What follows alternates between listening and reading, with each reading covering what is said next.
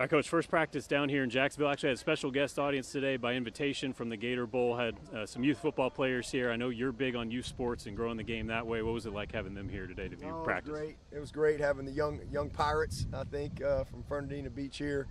Really appreciate, Fernandina Beach High School and allow us to use their facility. And it was fun. I know it's Christmas Eve and a Sunday in the real world, but it's a Monday to us. And so this was kind of a Monday-type practice and kicking this thing off, but it was a good start. Guys had great energy. Everybody was here and ready to roll. And but I do want to wish everybody out there, Merry Christmas, and hope everybody has a great opportunity to spend some time with their family. And then I hope everybody will be able to get down here to this bowl game on the 29th. You mentioned Christmas. Kind of what's the team's plans for tomorrow and how they celebrate? Yeah, so we've got it in the real world down here. It's Sunday, so nothing's open. It's Christmas Eve. So we're going to have a little dinner tonight. We got a little entertainment coming in. We're going to have some fun with them. And then we'll have a big Christmas brunch for probably about 400 people tomorrow, all of our families and our team. So we'll do that, probably have some guys sing. And I think Santa's going to show up and maybe have some gifts and so forth. And then we'll lock in, have a team meeting probably about noon. Full pads, Tuesday practice, have a little scrimmage to end it up with our JV, and keep getting ready for this game on the 29th. Looking forward to this game a little bit. It's a matchup between two coaches who are among the 7 longest tenured in the football bowl subdivision. How have you and Coach Stoops been able to create consistency at your respective programs? Man, I just keep showing up. I'm sure Coach Stoops would probably tell you the same thing. I mean, just keep showing up. You got to have a program to have that type of consistency. You got to have some substance to what you do.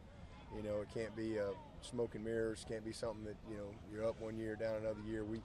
We've been the only other program out there that has been as consistent as us the last 13 years is Alabama, and we've been incredibly consistent academically.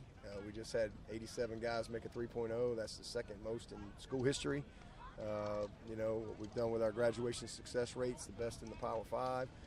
So I'm just really proud of again, the overall consistency. I know our record this year wasn't quite what we want it to be, but still we've been a really consistent team. But we've built this program on belief. We've built it on integrity. We've built it on toughness, and we've built it on people. So you just got to have the right people. You got to get the right people involved. And then you got to have, a foundation that is built to last, and that's what we've had here. And that's been our goal from the moment I got this job, is to build a program of consistency, one that has always got a chance.